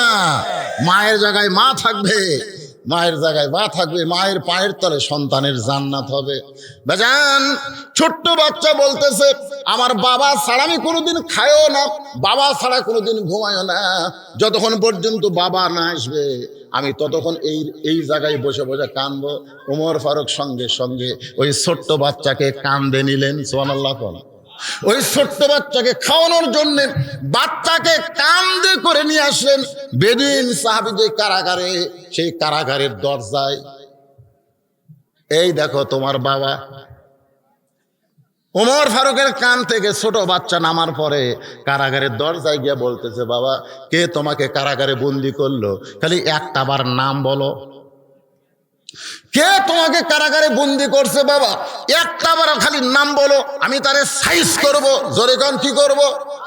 ওমর ফারুক দূরে দাঁড়িয়ে মুচকি মুচকি হাসতেছে। এরাই হলো প্রকৃত সন্তান। বাবা বন্দি থাকলে ছেলে সহ্য করতে পারে না, বাবাকে গোয়াল ঘরে রাইখা বউ ছেলে খালি খায় আর মুচকি মুচকি হাসে। এরকম নিমখারম সন্তান আছে না নাই? এজরাকার আছে না নাই? বাপকে খাবার দেয় না, মারে খাবার দেয় না। বাপ মা থাকে রামচরণ আর বউ নিয়ে বেটা থাকে নওগাঁ। এরকম বেটা আছে না নাই? জোরেকার আছে না নাই? দেখেন ছেলে কাক পায়, বাবা খালি নাম কও। যে তোমাকে কারাগারে বন্দি করছে আমি তাকে সাইজ করব। এ কথা শোনার পরে ওমর ফারুক রাগ করতেছে না হাসতেছে? হাসার কারণ হলো আসল বেটা। সুবহানাল্লাহ। আসল বেটা এরকমই হয়, বাপকে বন্দি করলে ছেলের কলিজা ফেটে যায়। এখন বাবা বলতেছে, বাবা যে লোকটা আমাকে বন্দি করেছে সেই লোকটার নাম হলো হযরত ওমর। যেই মাত্র বেদুইন সাহাবী কইছে যেই লোকটা আমাকে কারাগারে বন্দি করছে তার নাম হলো হযরত ওমর, সঙ্গে সঙ্গে ছেলে বলতেছে, বাবা ওই হযরত ওমর যদি তোমাকে কারাগারে বন্দি করে থাকে, ওই মহান ব্যক্তি যদি তোমাকে কারাগারে বন্দি করে, তাহলে তুমি খারাপ। সুবহানাল্লাহ হবেন না? কিছুক্ষণ আগে কি কইছে? খালি নাম বলো। যেই নাম কইছে এখন বলতেছে ওই মহান ব্যক্তি যদি তোমাকে কারাগারে বন্দি করে থাকে নিশ্চয়ই তুমি খারাপ। আপনারা বলেন তো, যেই ছেলেটা ওমর ফারুকরে দেখলো না, দেখলে কি তার কান্দর চড়তো? আর খালি নাম শুনেই বলতেছে মহান ব্যক্তি, তার মানে কি? ওই ছোট্ট বাচ্চার কাছে ওই মহান ব্যক্তি কিন্তু আর বাবাই বানাছে। জোরে কোন কে বানাইছে? রাত্রে যখন ছেলে ঘুম আসে না, খালি টুস টুস করে চায়া থাকে। এখন আমাদের গুলার তো মোবাইল দিছে, যতক্ষণ ঘুম না ধরে মোবাইল দেয়, দেখতে দেখতে কাছে ঘুমায়, খাওয়ার সময় মোবাইল, কানলে মোবাইল। জোরে কোন কথা ঠিক কিনা? তখন ছেলে যখন ঘুম আসে না, তখন বাবা বলতেছে আল্লাহ আমাকে একজন খলিফা দিছে, মহান খলিফা হযরত ওমর। তুমি তার জীবনে একটা গল্প শুনবা? তো ছোট বাচ্চা বলতেছে, আব্বু তাহলে গল্প শোনাও। বাবা বলতেছে, আমাদের হযরত ওমর রাত্রেবেলা ঘুমায় না, সবাই যখন ঘুম পড়ে তখন তিনি চোরের মতো মানুষের দুঃখ কষ্ট দেখে আর খুঁজে বেড়ায়। জোরে কর সুবহানাল্লাহ। বাবা ছোট ছেলের কাছে গল্প করতেছে, আমাদের খলিফা হযরত ওমর একদিন রাত্রেবেলা ঘুরতে ঘুরতে দেখে তাঁবুর মধ্যে কি যেন জ্বলতেছে। তাঁবুর কাছে এসে দেখে দুইটা এতিম বাচ্চা মা মা বলে কাঁদতেছে, আর মা বলতেছে, বাবা গোশত সিদ্ধ হলেই তোমাদেরকে খাবার দিব। ওমর ফারুক চিন্তায় পড়ে গেল, এত রাত্রে গোশত সিদ্ধ হয় না, এটা কেমন মা? দুম্বার গোশত হলে ৮ ঘন্টা লাগবে, উটের গোশত হলে বড় জোর ১ ঘন্টা লাগবে। এত গভীর রাত হয়ে গেল, এখন পর্যন্ত গোশত সিদ্ধ হয় না। বাচ্চারা খাওয়ার জন্য কান্দে আর মার গোশত সিদ্ধ হয় না, এটা কেমন মা? ওমর ফারুক লোকমা দিয়ে বললেন, মা তোমার দুইটা সন্তান ক্ষুধার জ্বালায় কান্দে আর তুমি বলো গোশত সিদ্ধ হয় না। কি গোশত মা এত রাত সিদ্ধ হয় না কেন? মেয়েটা বলে, পথিক রে তোমার রাস্তা দিয়ে তুমি চইলা যাও, খামা খামারে মা বলে ডেকে আমার বিড়ম্বনা কেন করতেছো? ও পথিক তুমি জানো না আমাদের বাড়ি হলো ইয়ামিন দেশে, আমরা জানতে পেরেছি মদিনার খলিফা হযরত ওমর অত্যন্ত ভালো মানুষ, তাই ভালো মানুষের কাছে কিছু পাওয়ার আশায় এতিম বাচ্চাদেরকে নিয়ে বিকেল বেলায় ওমরের দরবারে দেখি এত মানুষের ভিড়, আমি একজন মহিলা ওমর ফারুকের দরবারে ঢুকতে পারলাম না। আমার দুইটা এতিম বাচ্চাকে সঙ্গে করে নিয়ে এই মদিনার মরুভূমিতে তাঁবু টাঙ্গায়া আমি ঘুমাবার চাই, কোনো মতে রাতটা পাড়ি দিয়ে আগামীকাল সকালবেলা ওমরের দরবারে যাব। কিন্তু আমার দুইটা বাচ্চার পেটে এত ক্ষুধা, ওদের চোখে ঘুম ধরতেছে না। আমি তলায় পাথর দিয়ে পানি দিয়ে আমি জাল দিচ্ছি আর বলতেছি, মা বাবা গোশত সিদ্ধ হলেই তোমাদেরকে খাবার দিব। এই কথা শুনতে শুনতে আমার বাচ্চা দুইটা তখন ঘুমায় যাবে, তখন রাতটা এমনি এমনি পাড়ে যাবে, কিন্তু পেটে এত খিদা আমার দুইটা সন্তান ঘুমাবার পারতেছে না। ওমর ফারুক বললেন, মা একটু ধৈর্য ধরো মা। এক দৌড়ে বাইতুল মালের কাছে ডাক দিল, আসলাম বড় একটা খাবার বস্তা বড় মাথায় উঠায় দে।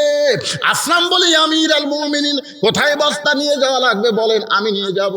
ওমর ফারুক কান্দের বল, আসলাম রে, একজনের পাপের বোঝা আর একজন কেউ মাথায় নেয় না, দিয়ে আমার মাথায় বস্তা তুলে দে।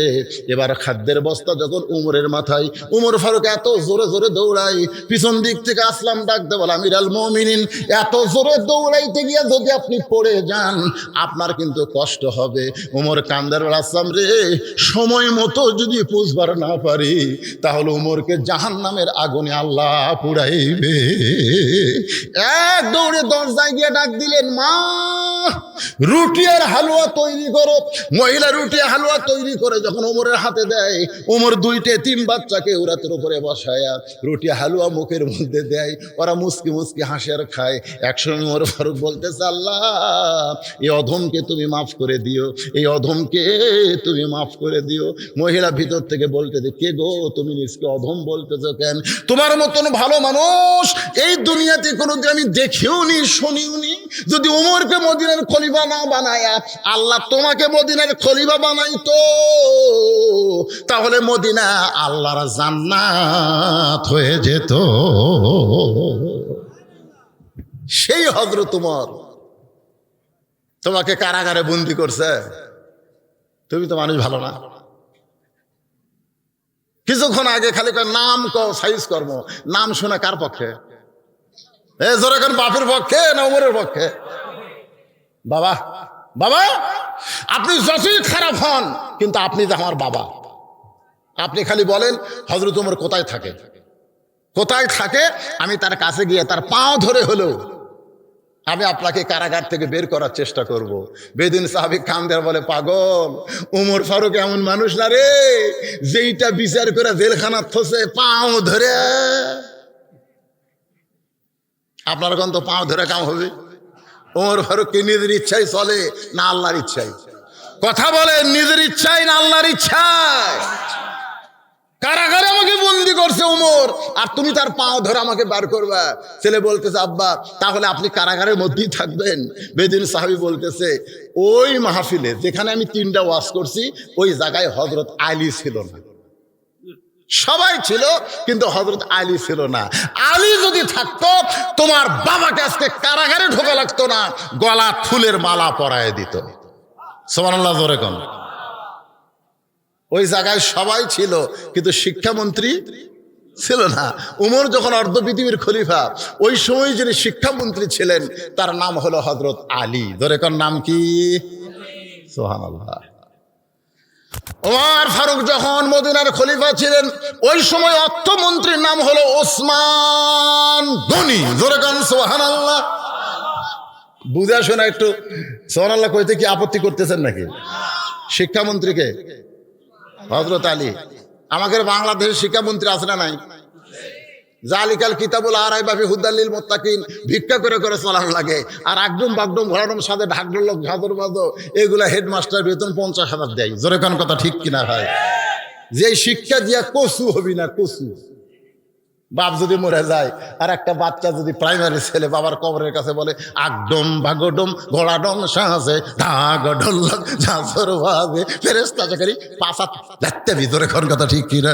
এই তোর পাটা এটা কি কয়, কি কয়? আর যদি ছেলে গিয়ে বলে, জালিকাল কিতাবু লা রাইবা ফি হুদাল্লিল মুত্তাকিন আল্লাযীনা ইউমিনুনা বিল গায়বি ওয়া ইউকিমুনাস সালাত ওয়া মিম্মা রাযাকনাহুম ইউনফিকুন।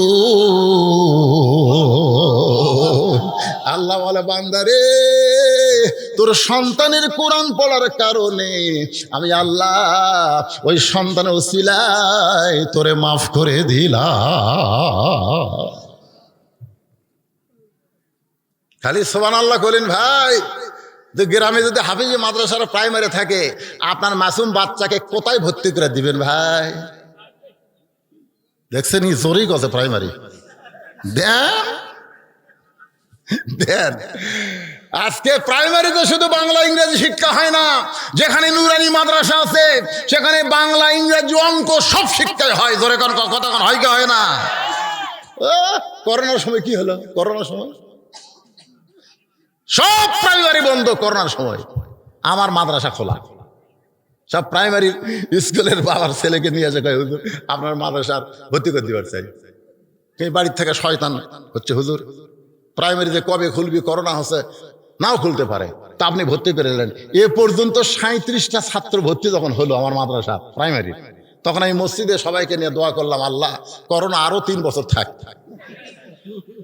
তখন ওই মুসলিমে কয়, হুজুর সরকার করোনা মুক্ত বাংলাদেশ চাচ্ছে, আর আপনি আরো 3 বছর থাকবার করছেন, এটা যদি খালি সরকারের কাছে যায় তা আপনি তাজগাই ধরে যাবে। এই দোয়াটা করার কারণ কি? আমি বললাম 3টা বছর করোনা থাকলে প্রাইমারি বন্ধ হবে, সব প্রাইমারির বাচ্চারা নুরানি মাদ্রাসায় ভর্তি হবে, প্রাইমারির কবর হবে, মাদ্রাসা খুলে যাবে। ধরে করার কথা ঠিক না? ছেলাত না পড়লে তার দিবি না। আল্লাহর বান্দার একটু মনোযোগ দেন। শিক্ষামন্ত্রী হযরত আলীর কাছে যাও। উমর ফারুকের কাছে গেলে আমাকে কারাগার থেকে বের করতে পারবা না, কারাগার থেকে বের করতে গেলে যাওয়া লাগবে হযরত আলীর বাসভবনে। শিক্ষামন্ত্রী হযরত আলীর বাসভবন, জোরে কোন কি ভবন? শিক্ষামন্ত্রীর বাসভবন। এরা যারা হজ করছেন এখানে হাজী সাহেব কেউ নাই? কোনটা হাজী সাহেব? মাশাআল্লাহ। মদিনাত গেলে কিন্তু মা ফাতেমার বাড়ি আজও আছে। অনেকে এগুলো দেখে না, এগুলো কি হজের অংশ দেয়? এগুলো দেখতে গেলে টাকা খরচ হয়, ওই এই টাকা বেচে জায়নামাজ কিনবি। রে তুমি তো জায়নামাজ মদিনাত কিনতেছ, ওই জায়নামাজ কি নকাত নাই? খুরমা খেজুর কিনবি পাগলা। আমার এক পাগলা খুরমা খেজুর কিনতে 5 টাকা শেয়ার। ধরে কর কয় টাকা শেয়ার? 5 টাকা শেয়ার। হুজুর এত সস্তা কিরে পাগলা? 5 টাকা মানে কি রে? না হুজুর 5 টাকাই তো চালো। এই পাগলা 5 × 3 কত হয়? হায় হায় 150 টাকার এই পচা খেজুর তোমাকে 4 মাথার 4 দামে 100। মদিনার 3।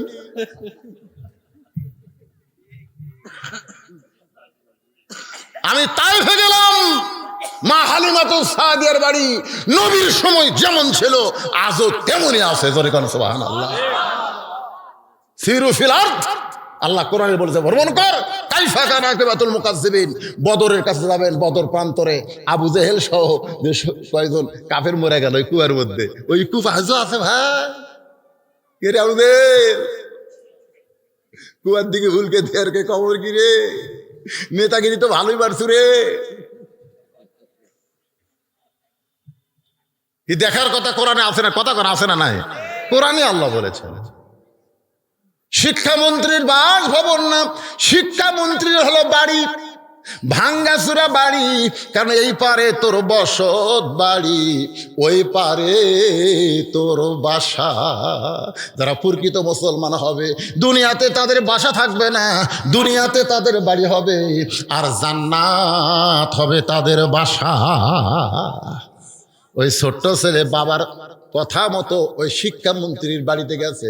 শিক্ষামন্ত্রীর বাড়ির দরজায় গিয়ে দেখে 2টা যুবক দাঁড়ায় আছে। 2জন যুবক দাঁড়ায় আছে শিক্ষামন্ত্রীর দরজাত। কোনো চৌকিদার নাই, কোনো পুলিশ নাই, 2টা যুবক দাঁড়ায় আছে।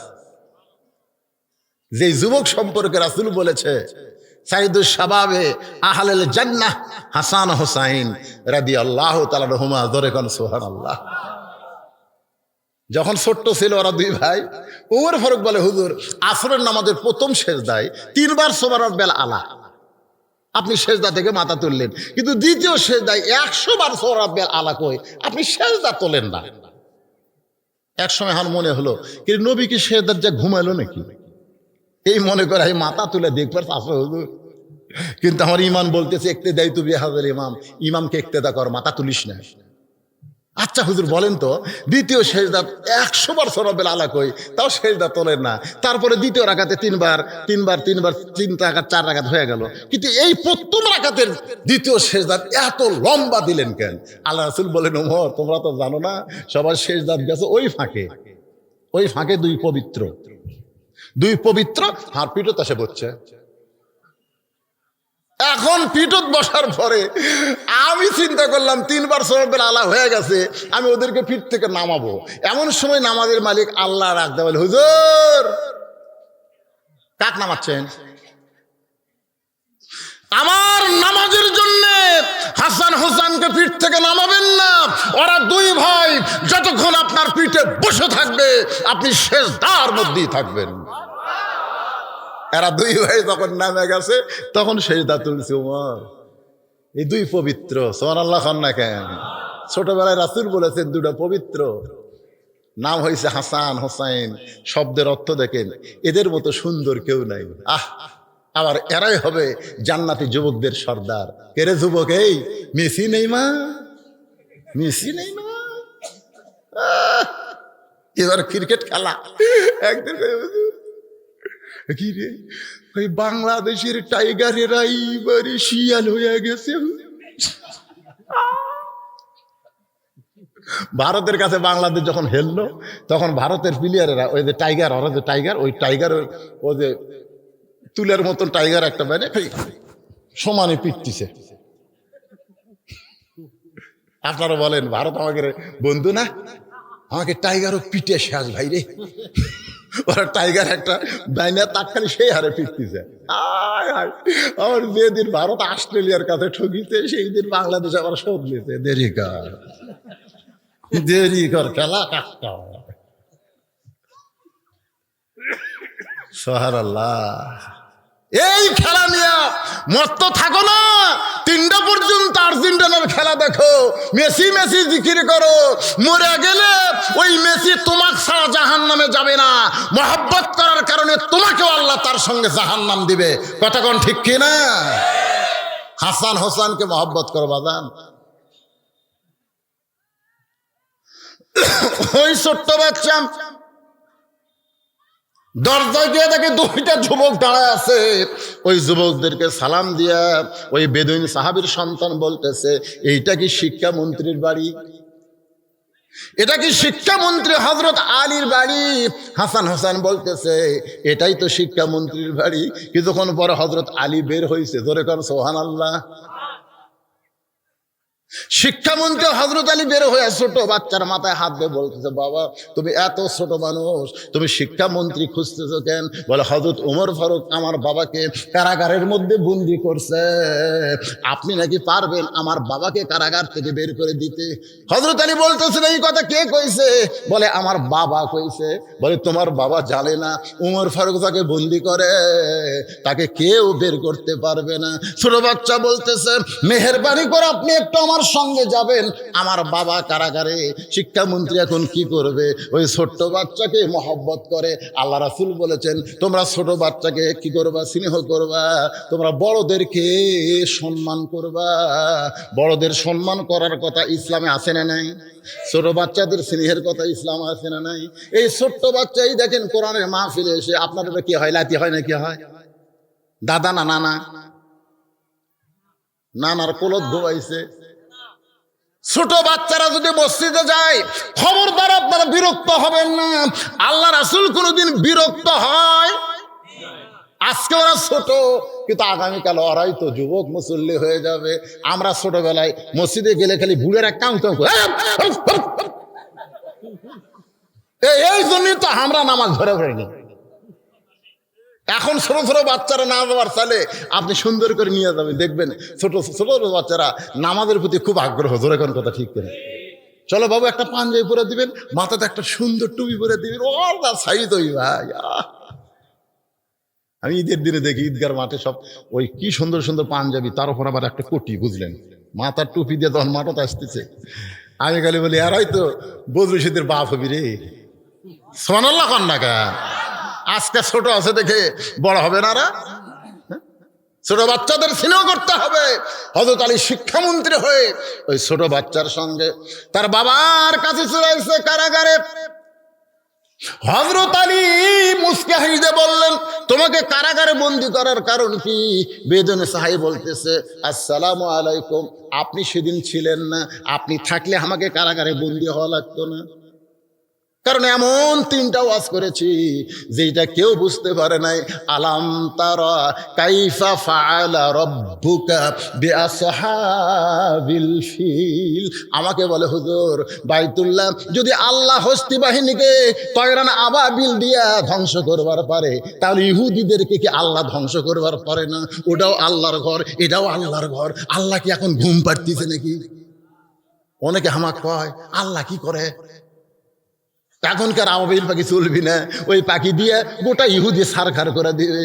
আমি তখন বলি বাদান আগে শোনো, আলাম তারা কাইফা ফাআলা রাব্বুকা বিআসহাবিল ফিল আলাম ইয়াজাল কাইদাহুম ফি তাদলিল ওয়া আরসালা আলাইহিম তায়রান আবা তারমিহিম বিহিজারাতিন মিন সিজিলিন ফাজআলাহুম কাসফিন মাকুল।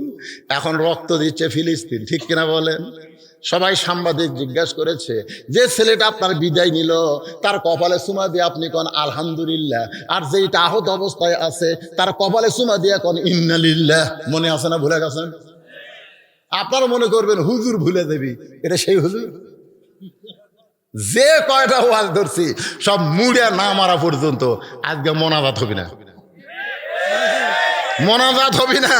দরকার হলে আপনারা চলে যান, এই কয়জন মিলে মোনাজাত করম, অসুবিধা কি? টাকা আদায় হয়ে গেছে, এখন গেলে কি হবি রে?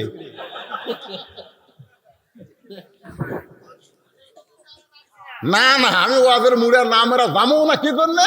কেন আগামীকাল পর্যন্ত বাঁচার কোনো গ্যারান্টি আমার আছে? তাই বলে সারা রাত না ভাইজান, এটা শেষ করা লাগবে। কেন যে ছেলেটা দুনিয়া থেকে বিদায় নিল তার কপালে চুমা দিয়ে মা আলহামদুলিল্লাহ বলতেছে, আর কেন যে ছেলেটা আহত হলো তার কপালে চুমা দিয়ে ইন্নালিল্লাহ বলতেছে, এটা তো আমাকে জানা দরকার। সাংবাদিক মাকে প্রশ্ন করছে আপনি কেমন মা? মা তখন মুসকে মুসকে হাসে আর বলে যেই ছেলেটা বিদায় নিছে ওই ছেলেটা তোমাকে দৃষ্টিতে বিদায় নিছে, কিন্তু আল্লাহর কোরআন বলতেছে ওয়ালা তাকুলু লিমান ইউকতালু ফি সাবিলিল্লাহি আমওয়াতুন বাল আহইয়া ওয়ালাকিন লা তাশউরুন। আল্লাহ রাস্তায় যাদেরকে হত্যা করা হয় তোমরা তাদেরকে মৃত্যু বলো না, আমি আল্লাহ বলতেছি তারা জীবিত। ওয়ালাকিন লা তাশউরুন, তোমাদের সাধারণ মাথাটা বুঝবে না। আমার যে ছেলেটা শহীদ হয়ে গেছে ও মরে নাই, মরে নাই, ও জান্নাতে সবুজ রঙের পাখি হয়ে ঘুরতেছে। জোরে করো সুবহানাল্লাহ। আর এর কপালে তোমাদের ইন্নালিল্লাহ বলার কারণ হলো খালি একটা হাত হারালি, কেন জীবন দিয়ে পারলি না? গুলি ওর ভিতর দিয়ে গেল, তোর সাইড দে তাই কেরা। আজকে আমরা চিন্তা করি ফিলিস্তিনের দিয়া, আর ফিলিস্তিনের মায়েরা কয় গোটা পৃথিবীর মায়েরা সন্তান জন্ম দেয়, আর আমরা মুজাহিদ জন্ম দিই। সুবহানাল্লাহ। আমরা মায়েরা একটা করে সন্তান দিই, এটা করে মুজাহিদ জন্ম দিই। এই ফিলিস্তিনের ভিতর দিয়ে মেহেদী আলাইহিস সালাম আসবে, এরই ভিতর দিয়ে ঈসা আলাইহিস সালামকে আল্লাহ চতুর্থ আসমান থেকে নামাই দিবে। গোটা বিশ্ব আল্লাহ মুসলমানের পায়ের তলে দিয়ে দিবে ওই ফিলিস্তিনের রক্ত দেওয়ার কারণে। জোরে করে সুবহানাল্লাহ। তখন সমস্ত ইহুদি খ্রিস্টান গুলা পাহাড়ের গর্তের মধ্যে লুকাবে, মুসলমানরা কবে কেড়ে সব গেল কুটিরে। তখন আল্লাহ বলবো গুয়ার মধ্যে না, গুয়ার মধ্যে যায় আমি তোমাকে বইয়ের উকুন বাসি ঢেলা হলে প্রত্যেকটা মুসলমান ইহুদির বাচ্চা খ্রিস্টানের বাচ্চাকে ধরবি, উকুন মারার মতন মারবি। জোরে কোন কথা কথা কন না কেন? তবে রক্ত লাগবে আগে। মা যখন সন্তান জন্ম দেয়, সন্তান এমনি এমনি আসে না ভাই, আগে রক্ত বাড়ায়। জোরে করে কথা কন, রক্ত বাড়ায় না? এত রক্ত, এত রক্ত, রক্ত না আসলে দেখ ওর পরে কি আসে। ইরে বাবা রে, বাঁচলাম না রে, গলার দড়িতে মরে দেবো। দাদি নানি ঠান্ডা বাড়ি নরম কাপড় চুপড়া কপালত দেয়, ধৈর্য ধর, ধৈর্য ধর। তো রক্ত দেখে আমাকেও খারাপ লাগতেছে, ধৈর্য ধর। দাঁতের পর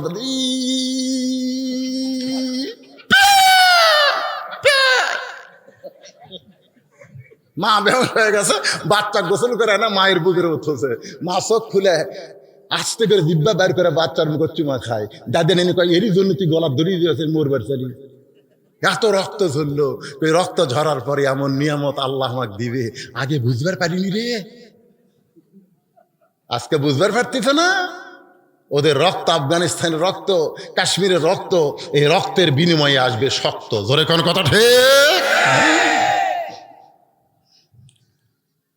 আল্লাহর বান্দার একটু মনোযোগ দিবেন। শিক্ষামন্ত্রী হযরত আলী বলতেছেন, ভাই কি ওয়াজ করার কারণে তোমাকে কারাগারে বন্দি করলো, সে ওয়াজটা একটা বার রিপিট করো। এবার বেদুইন সাহেব বলতেছে, আমি মাত্র 3টা ওয়াজ করেছি। 1 নম্বর ওয়াজ হলো ইন্নী উহিব্বুল ফিতনা, আমি ফিতনাকে মহব্বত করি। 2 নম্বর ওয়াজ হলো ইকরাহুল হক, আমি হককে পছন্দ করি না। 3 নম্বর ওয়াজ হলো আশহাদু মালাম আরা, আমি না দেখা জিনিসের সাক্ষী বাড়ি। সঙ্গে সঙ্গে হযরত আলী আল্লাহু আকবার, আল্লাহু আকবার, আল্লাহু আকবার 3বার আল্লাহু আকবার তাকবীর দিয়ে বলতেছে, তুমি যে 3টা ওয়াজ করেছো, এর চাইতে ভালো ওয়াজ আর কোরআন হাদিসে না। জোরে কর না সুবহানাল্লাহ। আলী কয়, এর চাইতে ভালো ওয়াজ নাই। আর ওমর ফারুক সাহাবী রক্ত চোখ দেখে জনরোষ থেকে বাঁচার জন্য কারাগারে বন্দি করছে। ব্যাপার কি রে? ছোট বাচ্চাকে সঙ্গে করে হযরত আলী ওমর ফারুকের দরবারে।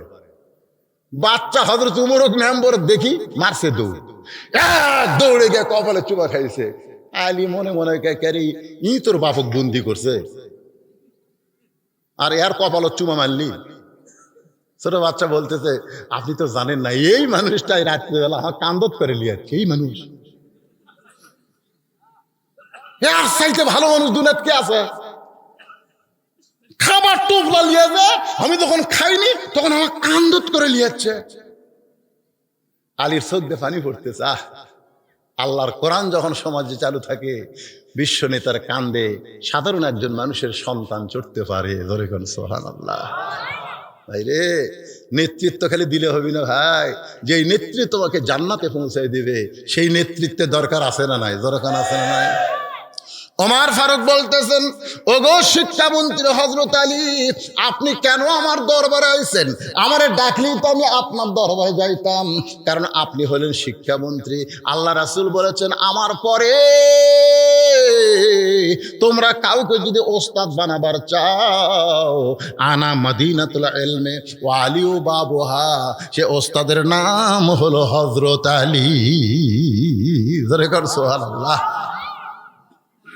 ওস্তাদের সম্মান ইসলামে আছে না নাই? যেরকম আছে না নাই? আপনি কেন কষ্ট করে আইছেন? হযরত আলী বলতেছে, আসি, কষ্ট হলেও কিছু অসুবিধা নাই, কিন্তু এই সন্তানের বাপকে আপনি অযথা কারাগারে বন্দি করছেন। ওমর ফারুক বলে, আলী কি খবর? আমি খালি একলা? গোটা মসজিদ নবী ভরা, অসংখ্য নবীর সাহাবী এমন খারাপ 3টা ওয়াজ করছে যে ওয়াজ শোনার পরে ওদের চোখ রক্তের মতো লাল হয়ে গেছে। ওদের গণধোলাই থেকে বাঁচার জন্য আমি এক কারাগারে বন্দি করছি। আলী বলতেছে, আপনারা বুঝবার পারেন নাই। সুবহানাল্লাহ কর না কেন? আপনারা বুঝতে পারেন নাই। ওমর ফারুক বলে, আলী তাহলে আপনি আমাদের বুঝাইয়া দেন। আলী বলতেছে, 1 নম্বর ওয়াজ করেছে ইন্নী উহিব্বুল ফিতনা, আমি ফিতনাকে মহব্বত করি। লোকটা তো কোরআনের কথাই বলেছে। আল্লাহ কোরআন কারীমের ইরশাদ করেন, ইন্নামা আমওয়ালুকুম ওয়া আওলাদুকুম ফিতনা, নিশ্চয় তোমাদের সম্পদ আর তোমাদের সন্তান হলো তোমাদের বিপদের কারণ। আজকে দুনিয়াতে যত টাকা মানুষ দুর্নীতি করতেছে, আপনারা বলেন তো এই সম্পদ আর কিসের জন্য করতেছে? কাই মরে গেলে আমার সন্তান যেন দুধে ভাতে খায়। জোরে কোন কথা ঠিক কি না? আপনি বলেন তো, আপনি মসজিদে নামাজ পড়েন, কিন্তু আপনার 26 বছরের আড়িয়া খালি ঘুরে বেড়ায়, শুক্রবার দিন সবার শেষে মসজিদে যায় আর সবার আগে মসজিদ থেকে বের হয়। আপনি বলেন তো, যেই ছেলেটা আপনার 5 ওয়াক্ত নামাজ পড়ে না, জুমার দিনে আল্লাহর সঙ্গে ঠাট্টা করবার যায়, কারণ আল্লাহ কোরআনে বলেছেন, ইযা নুদিয়া লিস-সালাত মিন ইয়াউমিল জুমআ ফাসআউ ইলা যিকরিল্লাহ, জুমার আযান হওয়ার সঙ্গে সঙ্গে মসজিদ যাওয়া লাগবে, কিন্তু তোমার আইয়া 5 ওয়াক্ত তো পড়েই না, জুমার দিনে সবার শেষে দেয়, আগে বের হয়। ওই সন্তান তোমার জন্য বিপদ। জোরে কান, তোমার জন্য কি? আর যে সম্পদ তোমার ব্যাংকে আছে, প্রতিদিন খালি তুমি টাকা দেখো, আমার ইসলাম ব্যাংকে 10 লাখ, আমার বাংলাদেশ ব্যাংকে 11 লাখ, আমার উমুক ব্যাংকে 12 লাখ। তুমি কি হিসাব করে দেখছো তোমার লাখে 2,500 টাকা যাকাত দেওয়া লাগবে? 10 লাখ টাকা যদি তোমার থাকে, তোমাকে 25,000 টাকা যাকাত দেওয়া লাগবে। তুমি যদি যাকাত না দাও, ওই টাকাই তোমার সব চাইতে বড় বিপদ হবে। জোরে কোন কথা ঠিক? তোমার সন্তান তোমার বিপদ। তোমার 17 বছরের মেয়েটা গোটা পাড়া ঘুরতেছে, আগে ওন্না দিয়া বুক ঢাকতো, এখন ওন্না ঘুরে পিছন দিকে গেছে। তোমার এই বেপরদা মেয়ের জন্য পাড়ার ছেলেরা নষ্ট হয়ে যাচ্ছে, খালি মিস কল মারতেছে। জোরে কোন কথা ঠিক কিনা? তাহলে তুমি বাবা হয়ে ওই মেয়েটাকে যদি পর্দার মধ্যে আনতে না পারো, ওই মেয়েটা তোমার জন্য বিপদ হবে। ইন্নামা আমওয়ালুকুম ওয়া আওলাদুকুম ফিতনা, নিশ্চয় তোমাদের সন্তান আর সম্পদ হলো বিপদের কারণ। এই কারণে লোকটা বলেছে, আমি সম্পদ আর সন্তানকে মহব্বত করি, আমি ফিতনাকে মহব্বত করি। উমর ফারুক চৌমকে বলে, আলী ভাই, এইটুকু ঘুরে পিছিয়ে তলায়া দেখার মতন এলেম তো আমাদের নাই। লোকটা তো ঠিকই বলেছে, কিন্তু লোকটা যে বললো ইকরাহুল হক, আমি হককে পছন্দ করি না, এই কথাটা কেমনে বললো? আলী মুস্কি মুস্কি হাসের বলে, ওমর শুধু লোকটা না, আমরা সবাই হককে পছন্দ করি না। উমর ফারুক বলতেছে, হককে যদি পছন্দ না করি তাহলে হকের পথে কেমনে আসি? আলী বলতেছেন, বুঝতে হবে এইটা সেই হক। কুল জাআত সাকারাতুল মাউত হাক্কুন, প্রত্যেকটা মানুষের জীবনে মৃত্যু হক, মৃত্যুর চাইতে সত্য কিছু নাই। এখানে যত মানুষ আছে, জাআত সাকারাতুল মাউত হাক্কুন, আমাদের সকলের জীবনে মৃত্যু আছে না নাই? তারপরে মৃত্যুকে পছন্দ কারা কারা করি? কেউ করে না। লোকটা বলেছে ইকরাহুল হক, আমি হককে পছন্দ করি না। স্বামীর ক্যান্সার হতে 3 মাস পরে মরবি, বউ সান্ত্বনা দেয়, ওগো আল্লাহ তোমার অসুখ আমাকে দেখ, আর হামায় হায়াত আল্লাহ তোমাকে দেখ। স্বামী কয়, রে মরে যাচ্ছি রে, তাও তোর মতন বউ থুইয়া বড় কষ্ট হচ্ছে। এমন কথা স্বামীরে শুনাইছে, স্বামী গুলগুলা। রাত্রিবেলা স্বামী স্ত্রী যখন ঘুমাইছে, ওই বাড়িতে টাঙ্গা গরু আছে, টাঙ্গা গরু বোঝেন, ওই দড়ি ছিঁড়েছে খাওয়ার জন্য, কিন্তু গোটা বাড়ি খুঁজাতে খাবার নাই। বারান্দা সিলভারের পাতিল, আগে যায় দেখে পাতিলের তলে চিটা লালি, বুঝলেন? আরে এখন খাবার পায়, কিন্তু ওই 2 শিং কান্দাত ভেজা যায়, এই লালি হাতত পায় না। মাথা ঘুরেন দিতে, বুঝলেন? সিং ভক করে ঢুকেছে, লালি চাটা খাইয়া এখন আর পাইলে মাথা ছাড়ে না, মাথা ঘুরে, কিন্তু পাইলে একেবারে গোটা মাথা চোখ মুখ সব। আইডিয়া গোল ঘর বাদ দেয়া, যে ঘরে স্বামী স্ত্রী শুয়ে আছে ওই ঘরের মধ্যে ঢুকছে, করে ঢুকতেছে। বউ চিল্লা কয়, বাবা আজরাইল আমার কাছে লয়, ওই যে ক্যান্সার রোগী, তুমি আমার দিকে আসো কা বাবা, ওই দিকে যাও। স্বামী চিল্লা কয়, কি হয়েছে রে? আজরাইল তোমার দেখাই দিলাম। তুই না দিনের বেলা কইলি আল্লাহ তোমার মৃত্যু আমার দেখ, আমার হায়াত তোমার দেখ। বউ কই, ওটা মরার কথা মুখে বলা তাই গো, অন্তর থেকে কেউ মরবার চায় না। ধরে কোন কথা ঠিক কিনা? জাত সাকারাতুল মাউত হক, প্রত্যেকটা মানুষের জীবনে মৃত্যু হক।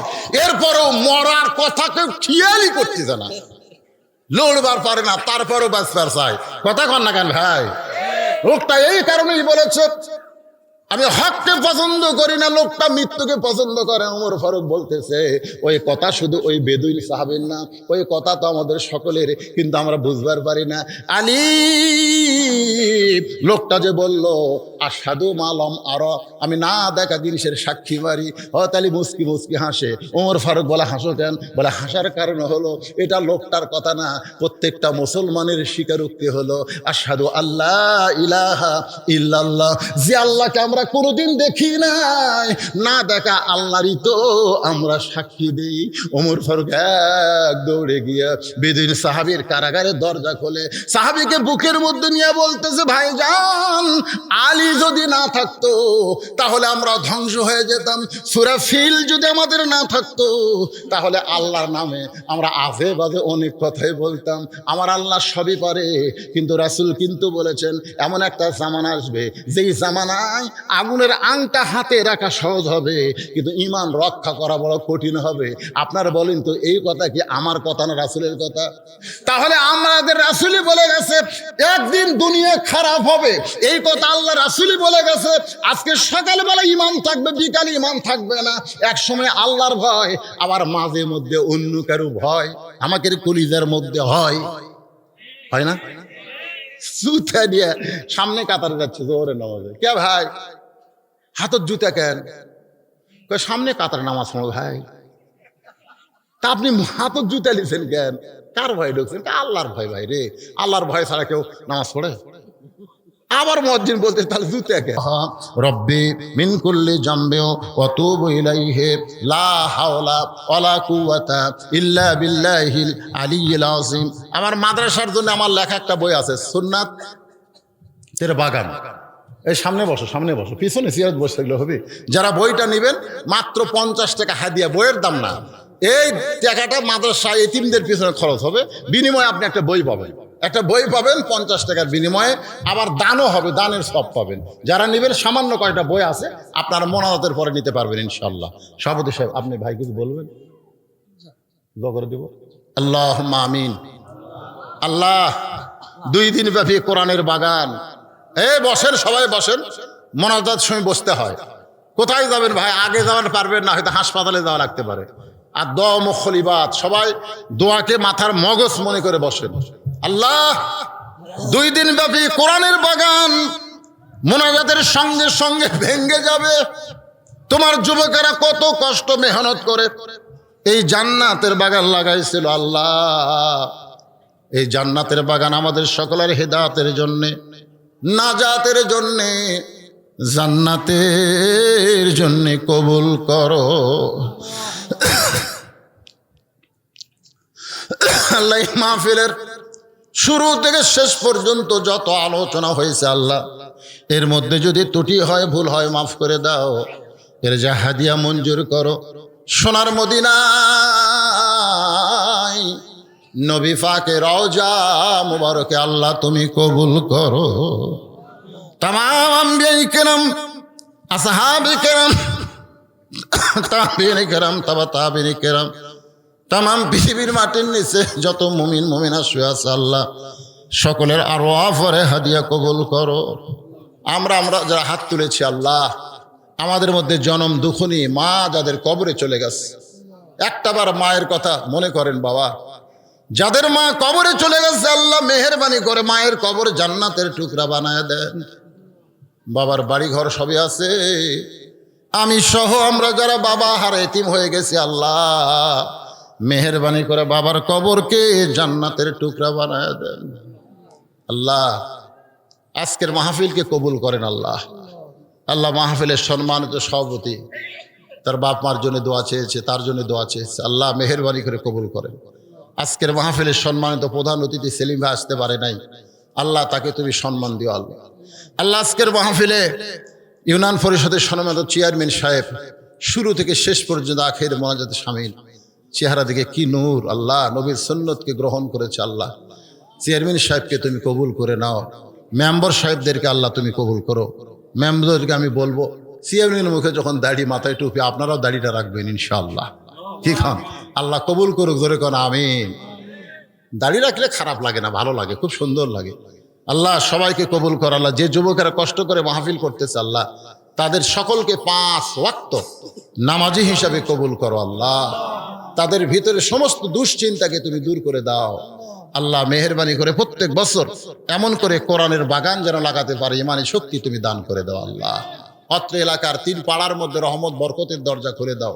আমার সম্মানিত মা বোনেরা পর্দার অন্তরালে বসে বসে শুনেছে আল্লাহ, আবেদা সালিহা পর্দা নিশি কবুল করে মা ফাতেমার চরিত্র দান করে দাও আল্লাহ।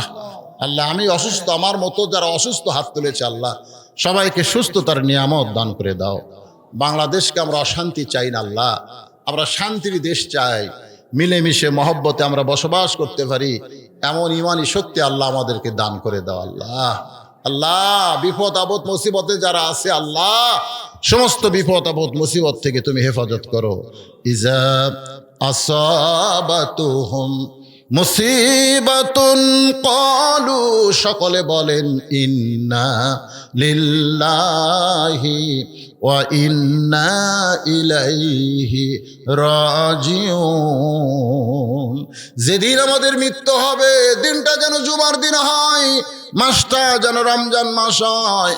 ইমানের সাথে, ইজ্জতের সাথে এই দুনিয়া থেকে বিদায় নেওয়ার কালে আমাদের জবানে জারি করে দিও লা ইলাহা ইল্লাল্লাহু মুহাম্মাদুর রাসূলুল্লাহ সাল্লাল্লাহু আলাইহি সাল্লাম।